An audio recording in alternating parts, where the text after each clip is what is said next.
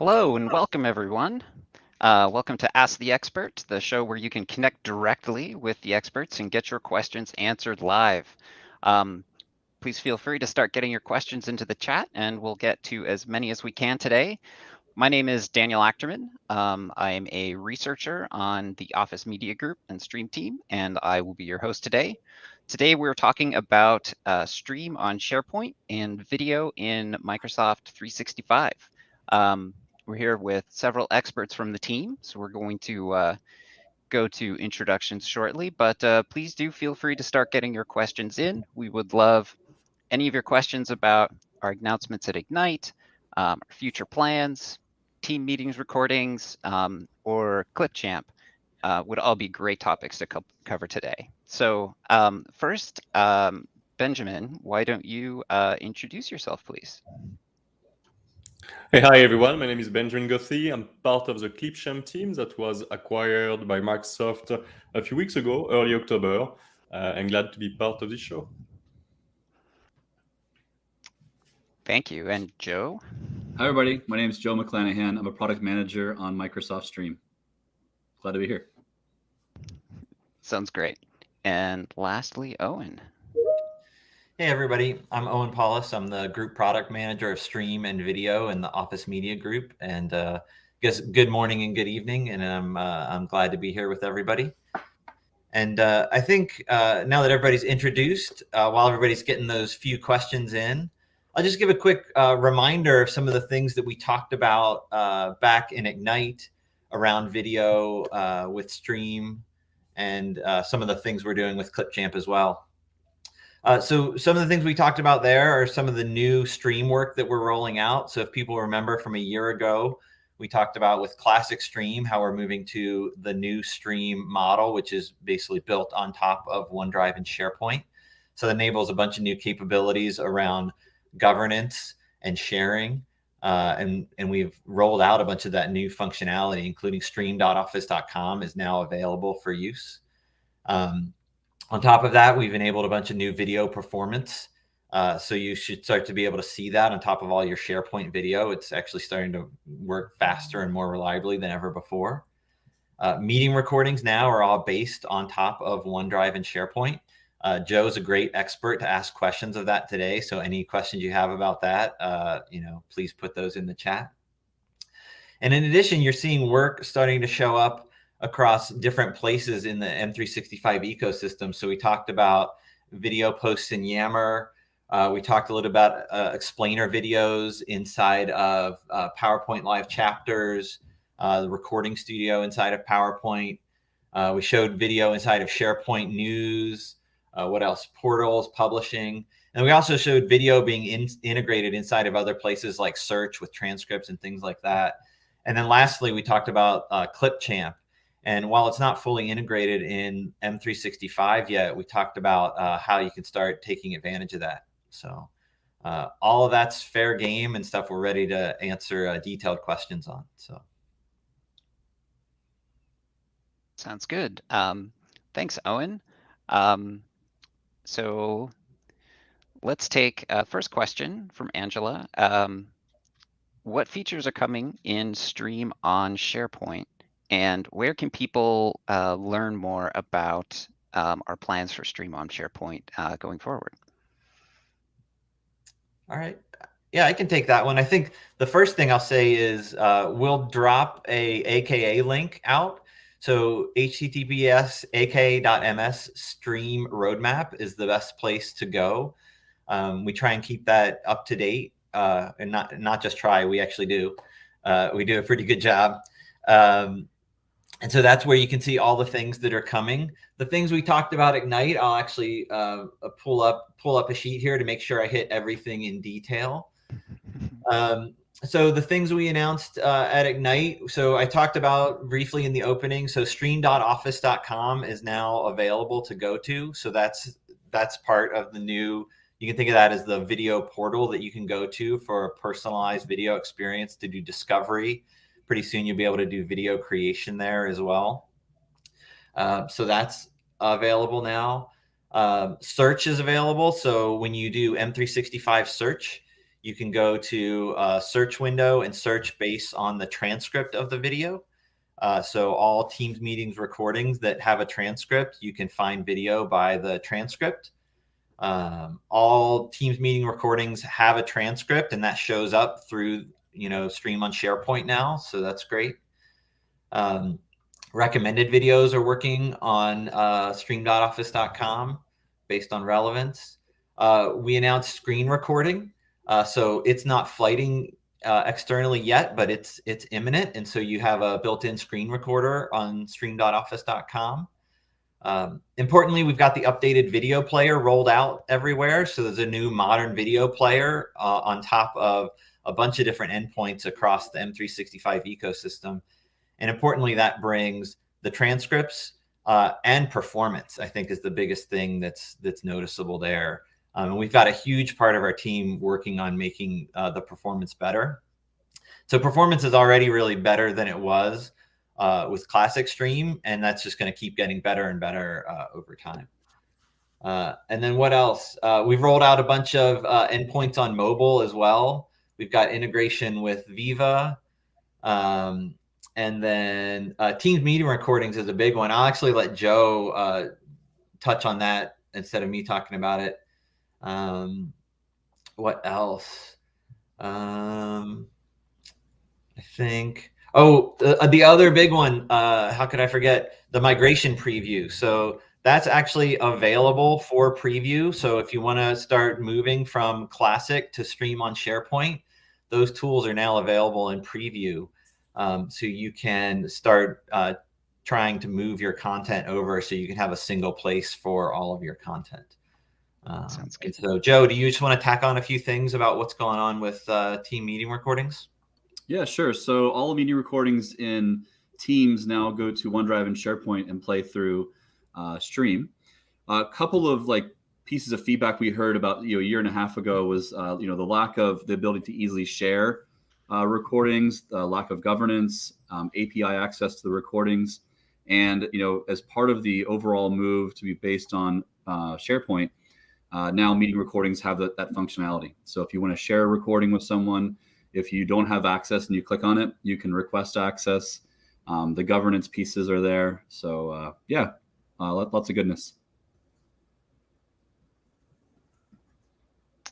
All right. Let's take a question from chat. This is from Startup Sanatana, who asks, is video and MS Stream in M365 based on WebRTC?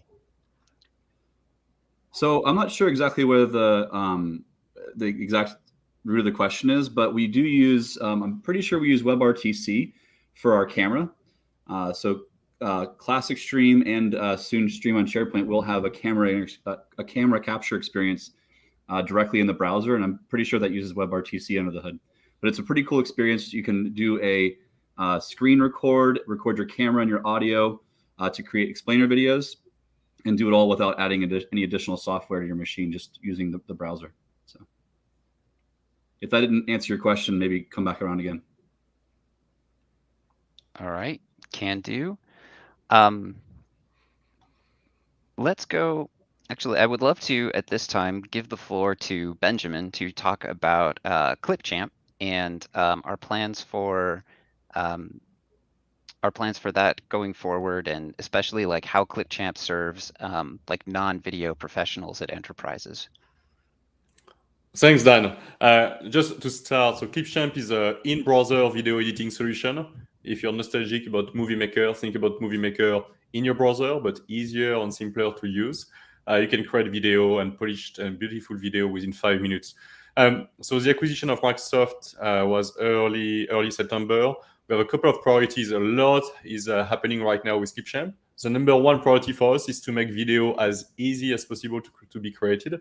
So think about importing file from your phone, using templates, creating basically beautiful explainer video, again, within a few minutes. So that's priority number one.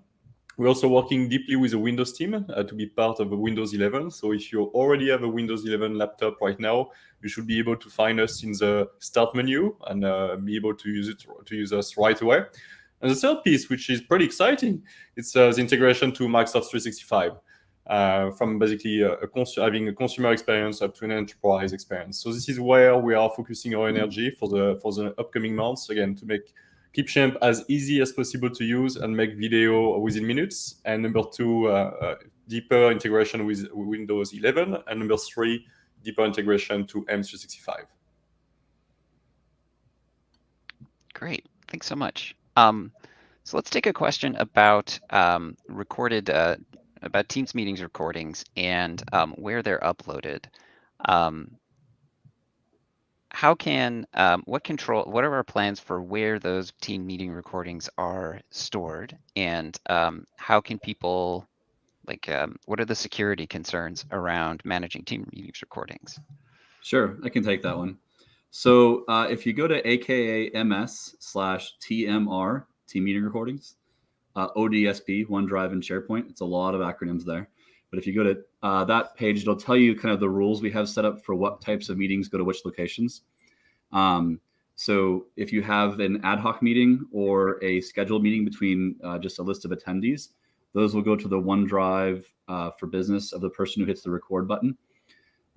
If you're in a channel meeting, it'll go into a recording folder for the SharePoint document library that backs that team. And we've also heard feedback that people want to have more control over this. So it's something we are working on. From a security perspective, there's a couple different angles we can talk about here. We did hear feedback from customers that they want to make sure that the attendees only have read access or view access, not download. So for scheduled meetings, we made sure that we kept the parity with the existing classic stream experience, where only the meeting owner and the person who clicks the record button have access to the actual recording for download. Everyone else has view-only access. For our channel meetings that are part of Teams channels, that's a bit more of a collaborative team space. And so we were, by default, a bit more inclusive there about making sure everyone had access to the recordings that's working in the team. You can, though, if you go look at the documentation that I send a link to, you can go change that for channel meetings as well to have it be only viewable by the viewer.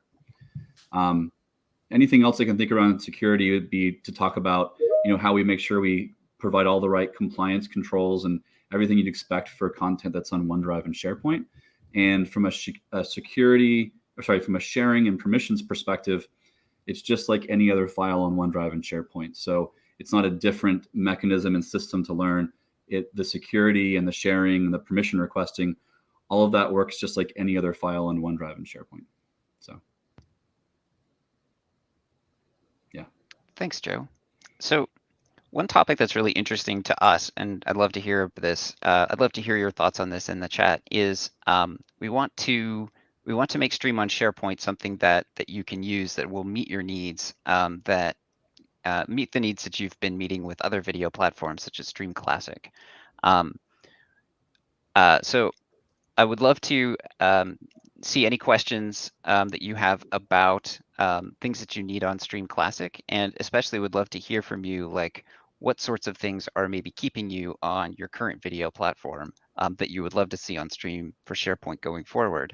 So, and then I also would love to give the floor to Owen to talk about sort of how Stream on SharePoint is different from Stream Classic and what our plans are going forward to meet parity with that service and help people with migration and making sure that all of their needs are met going forward. Yep. So the move from Stream Classic to Stream on SharePoint was really driven by all the customer feedback we were getting from our customers on Stream Classic, and people loved having video, and were incorporating video as part of their workloads and getting work done.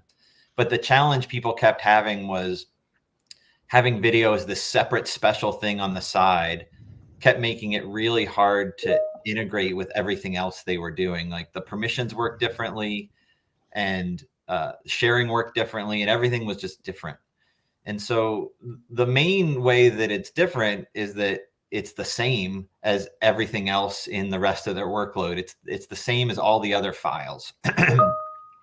And so by making video works similarly to every other file. In a lot of ways, it simplifies how you can treat that content. And so if you think about being able to share that content, all the sharing dialogues in Stream on SharePoint now are exactly the same as every other file type. All the governance, expiration, all those tools are exactly the same. And so that's a huge value as your users can get used to that, and as you as the IT professional can get used to that. That's going to be huge, and enables a whole new wave of innovation on top of that. And so that's the next thing that we're doing, is enabling things. When you see us showing these things where video is starting to show up in places like Yammer or PowerPoint or Teams, that's us building on top of that video as a document thing we talk about, where enabling the ability for somebody to work with video just like they do any other information type. So today, when you want to share something, you cut and paste a piece of text. Our aspiration is to make it just as easy to use video that way. So if you see something that's really interesting, that's going to help a coworker learn something or get something done, or understand the intent of something, take a piece of video and share it with them, cut and paste it and share that, or record it, right? Record a comment on the work they did, and you're able to express your intent and your emotion in a way that text just doesn't capture. We think that's really going to unlock a new wave of productivity, especially in hybrid work, where we think the way that people worked before, it's never going to be the same. And this ability to connect and express human emotion and share more completely across different time zones is more important than ever. We think videos is critical for that. Great. And so I think that's the key. Thanks, Owen. So I'm going to go to a question from Scott Ellsworth, who asks, will this make it easier to share stream recorded content outside of your tenant? Joe, do you want to take that one? Sure.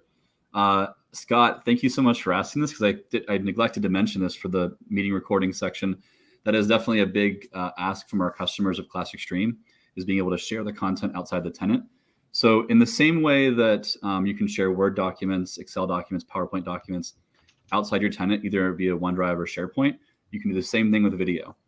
But I want to differentiate that with sort of a public anonymous sharing. What you can do is, through all the controls that you have as an admin, you can allow your end users to share outside the tenant. And that's more of a, hey, I want to send this to a partner, or I want to send this to a company we're working with so they can watch this video or watch this meeting recording.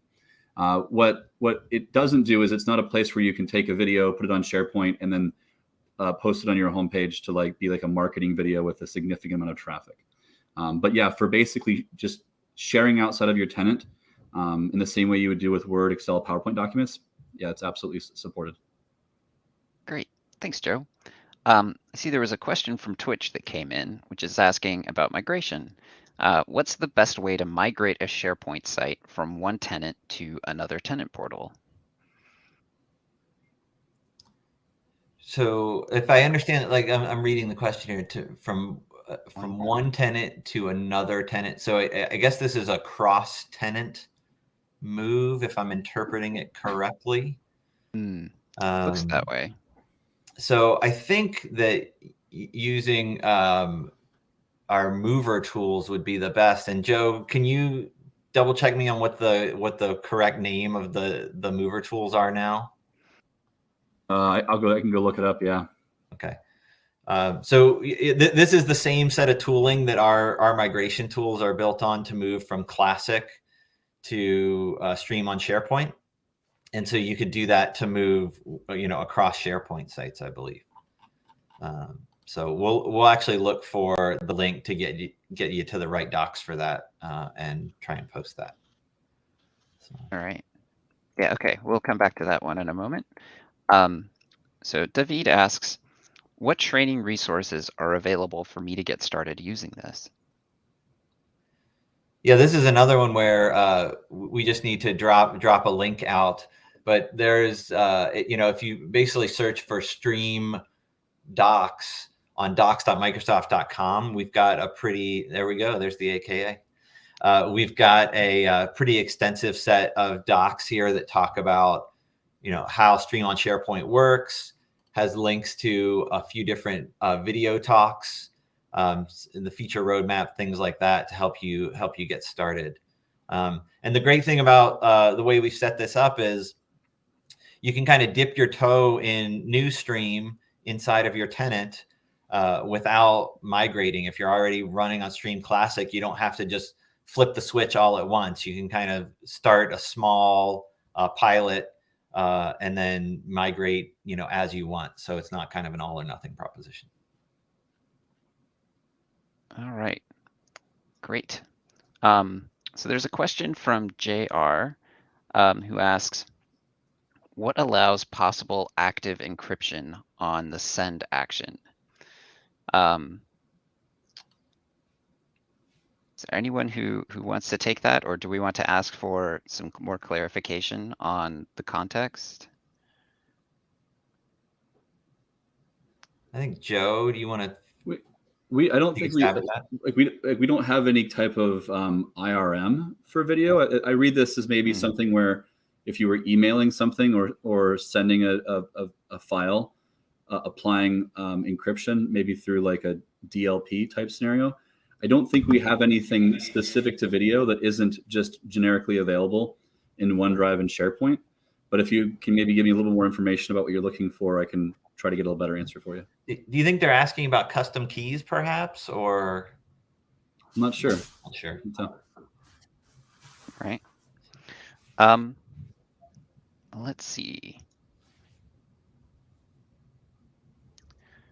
Okay, well, there is another question about external video viewing that looks like a good one. So JStar asks, would authentication work the same if for viewing videos by external guests? So what's authentication look like for external video viewers? So just like when you share a file from any other file from OneDrive and SharePoint, you can specify you want to share it with just anyone who has the link or specific people. And so if you use specific people, it'll require them to sign in to prove that they own that email address before they can watch it. So it really depends on how the end user shares it. And as an IT admin, you can specify what your users are able to do. So if your company or your organization, you just don't want to allow any type of unauthenticated external access, you can disable that and your end users won't be able to share that way. So it's a combination of what the IT admin allows and what the end user selects. Okay, thanks, Joe. Sounds great. So there's also a question about accessibility. What features do we have? How is accessibility being considered in the new updates for Stream on SharePoint? And what accessibility capabilities are top of mind for us?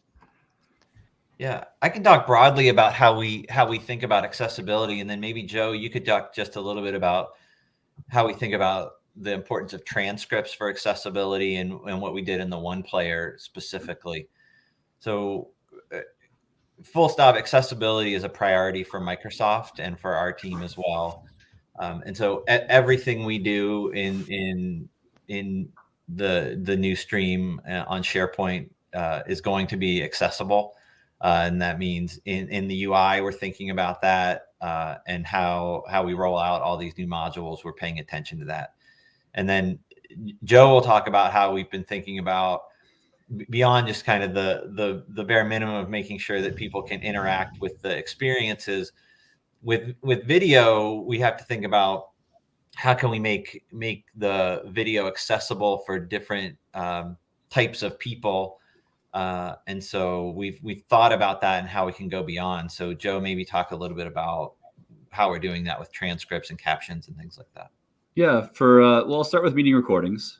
With meeting recordings, we're sharing tech and using the same tech that Teams uses during meeting capture for the meeting playback. So with the new team meeting recordings playing back through ODSP, we have access to per user streams, and we call it attributed user text. So as everyone's talking, we can process the transcripts on the individual unmixed audio. So we get a much higher quality transcript, especially if you're in a meeting where people are talking over each other. Previously, we kind of used the single audio stream from the meeting, and now we do it on what's called the unmixed audio. So we get a little higher level of quality there.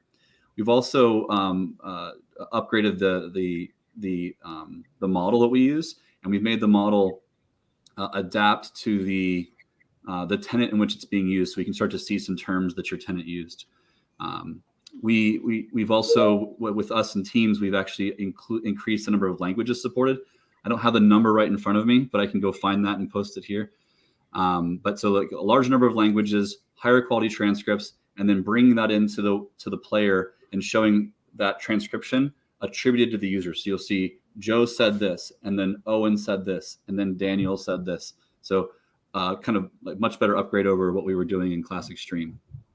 One more thing on meeting recordings that's interesting is we've gotten some feedback from our users who they think of the accessibility angle of transcripts as more than just the closed captions, but being able to sit down and just read a meeting, right? Instead of watching the video and seeing the captions kind of flash on screen. And so we're investing in a transcript viewer that makes it really easy to read that.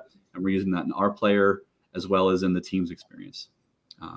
More broadly, for all videos in Classic Stream, if you've enabled it, we would do transcription. And so we're bringing that same type of capability, starting with the ability to request a transcript on demand into OneDrive and SharePoint. So it just increases the surface area of what we can transcribe for users who would like to be able to read a transcript of the video. Sounds good. Thanks, Joe. Benjamin, love to give you the floor. Can you tell us about some use cases for using Clipchamp? Great question, Dan. A few use cases we see a lot for instance, think about internal communication. If you want your internal communication team to send messaging internally, give an update, Clipchamp is a great tool to make a video within minutes. We see a lot of product marketing manager as well. If you want to give an update about your product, it can be a quick demo, a quick explainer video. This is something as well where you can use Clipchamp. We also see a lot of HR use for think about onboarding. When you onboard some new hire or you want to train some people on a compliance thing extra, you can create video also very fast with Clipchamp. So here, like 3 very fast use cases we see with Clipchamp in enterprise. Great. Thanks so much, Benjamin. So as we are coming close to time, I would love to share a link with you about how you can continue to connect with the Stream team going forward. Connecting with customers is something that is really valuable to us because it helps us understand what your pain points are and what you're looking for from the service. And we love having opportunity to answer questions. So we have bi-monthly office hours that we hold with the team, which you can sign up for at the link at aka.ms/streamconnect. So you just go there and there's a sign up form, and then we can add you to those invitations. And those are just sort of an open floor where IT administrators and experts at all kinds of customers can just join the conversation, and we have experts from the team there, and we just open the floor to the questions that you have so that you can get them answered, and you can ask about what's coming up on our roadmap and how certain features will work, and maybe share security situations that you have at your enterprise that and just that we're aware of them. It's super valuable to us, and super happy to have that connection with you if you're able to join. So please do check us out. And with that, I think we are going to wrap up. So thank you so much for joining us today. Please do leave your feedback in the chat. I really appreciate you joining us.